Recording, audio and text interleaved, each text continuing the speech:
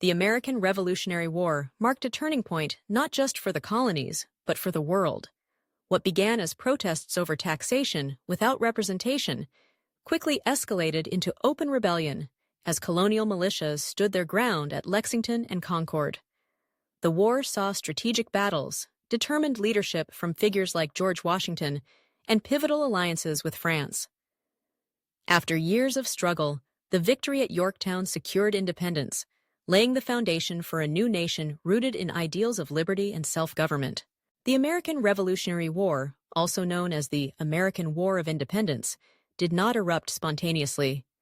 Rather, it was the culmination of decades of tension between the American colonies and the British Crown. Beginning in the early 18th century, colonial America was a growing entity, with 13 colonies developing distinct identities, economies, and systems of governance. At the heart of colonial unrest was the issue of representation. The British Parliament imposed taxes and regulations without direct input from the colonies, sparking the rallying cry of "no taxation without representation." The French and Indian War, 1754 to 1763, had drained British coffers, and in its aftermath, Parliament sought to recoup losses by taxing the colonies through measures like the Sugar Act, 1764, Stamp Act, 1765, and Townshend Acts, 1767. Colonial opposition intensified.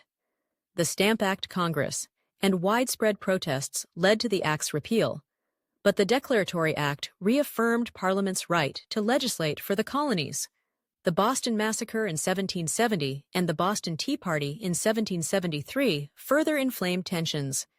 In retaliation, Britain passed the coercive acts, called the Intolerable Acts in the colonies, effectively punishing Massachusetts and asserting imperial authority. These events prompted the formation of the First Continental Congress in 1774, a unified colonial response to British oppression. The Congress petitioned the king, but also prepared for armed resistance. By April 1775, conflict was inevitable. Section 2. The War Begins. Lexington to Quebec, 1,000 words. On April 19, 1775, British troops marched on Lexington and Concord, Massachusetts, to seize colonial arms and arrest Patriot leaders. Colonial militias resisted, and the shot heard round the world marked the beginning of armed conflict. The skirmishes at Lexington and Concord galvanized colonial resistance and triggered the outbreak of war. The Second Continental Congress convened in May 1775, appointing George Washington as Commander-in-Chief of the Continental Army. Despite early enthusiasm, the colonies lacked a professional military, relying instead on militia forces with limited training and equipment. The siege of Boston followed, with colonial forces encircling the city. In June, the Battle of Bunker Hill, fought on Breed's Hill, resulted in a costly British victory. The battle demonstrated that colonial forces could stand against the regular British Army, boosting morale across the colonies. In an effort to unify the colonies and gain support, the Continental Congress issued the Olive Branch Petition, seeking reconciliation with King George III. The king, however, rejected it and declared the colonies in open rebellion. Washington took command in Boston, and by March 1776, thanks to cannons brought by Henry Knox from Fort Ticonderoga, the British evacuated the city. Meanwhile, an ill-fated invasion of Canada culminated in defeat at the Battle of Quebec on December 31, 1775. The attempt to bring Canada into the rebellion failed, but it underscored the Continental Army's ambition. Section 3. Declaring Independence and Fighting for It. 1,000 words. By mid-1776, momentum toward independence was irreversible. Thomas Paine's pamphlet, Common Sense, articulated a compelling case for separation from Britain, resonating deeply with ordinary Americans. On July 4, 1776, the Continental Congress adopted the Declaration of Independence, drafted primarily by Thomas Jefferson. It was a bold assertion of natural rights and a formal break from the British monarchy. In response, Britain launched a massive campaign to quash the rebellion. General William Howe led an armada to New York, capturing Long Island in August 1776 and pushing Washington's army into retreat. The British occupied New York City for the remainder of the war, using it as their strategic base. Despite setbacks, Washington orchestrated a daring counterattack on Christmas night, 1776. Crossing the ice-choked Delaware River, his forces surprised and defeated Hessian mercenaries at Trenton. A follow-up victory at Princeton in January 1777 boosted American morale and preserved the Continental Army. Throughout 1777, British forces aimed to isolate New England. General John Burgoyne advanced south from Canada, but became bogged down in the forests of upstate New York. His army suffered defeat at the pivotal battles of Saratoga in September and October. American forces, led by General Horatio Gates and aided by Benedict Arnold, forced Burgoyne's surrender. The victory at Saratoga was a turning point. It convinced France that the American cause was viable.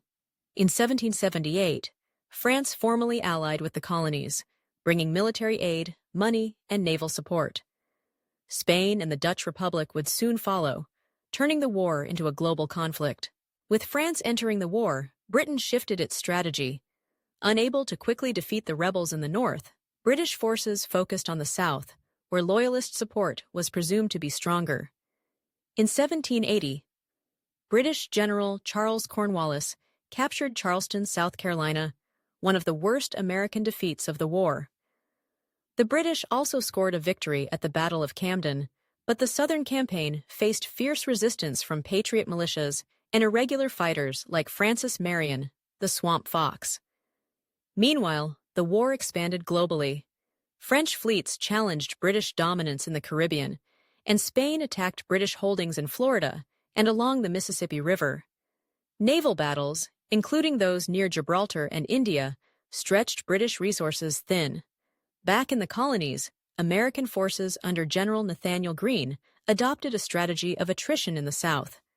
Though often retreating, Greene's tactics inflicted heavy losses on Cornwallis.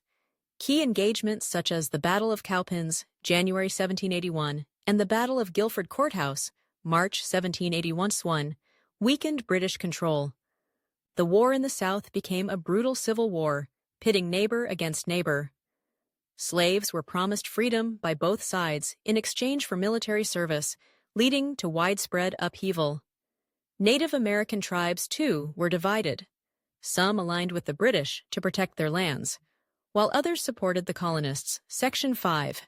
Victory at Yorktown. 1,000 words. In 1781, events converged to deliver a decisive blow to British efforts. Cornwallis moved his army to Yorktown, Virginia, hoping for reinforcement by sea. Instead, French and American coordination changed the course of history.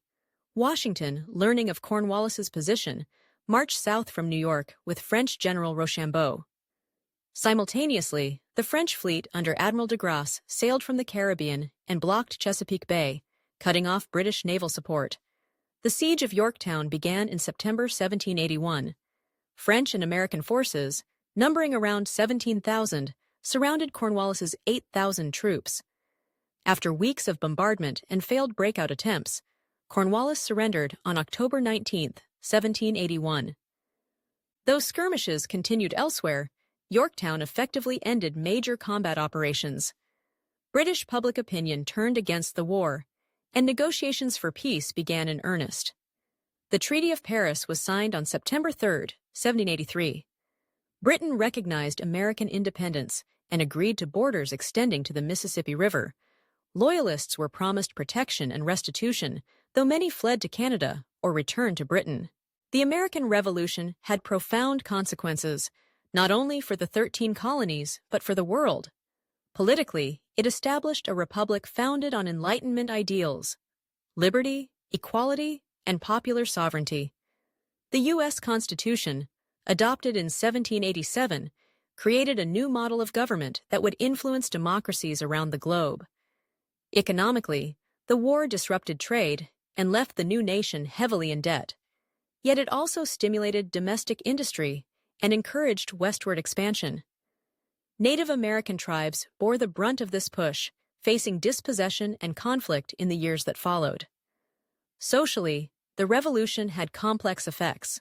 For African Americans, it was a mixed legacy. Some gained freedom by fighting for either side, but slavery persisted, especially in the South. The ideals of liberty would later inspire abolitionist movements. Women played crucial roles as nurses, messengers, and even soldiers in disguise. While they gained little political power immediately, the revolution sparked new discussions on women's rights and education. The war also altered the global balance of power. Britain's loss signaled a decline in colonial dominance and inspired revolutionary movements in France, Haiti, and Latin America. For France, its support for the Americans deepened its financial crisis, contributing to the French Revolution. The Revolution remains a foundational myth of the United States. It shaped national identity and civic values. Yet, it also left unresolved tensions between ideals and realities, between unity and division, that would echo through American history.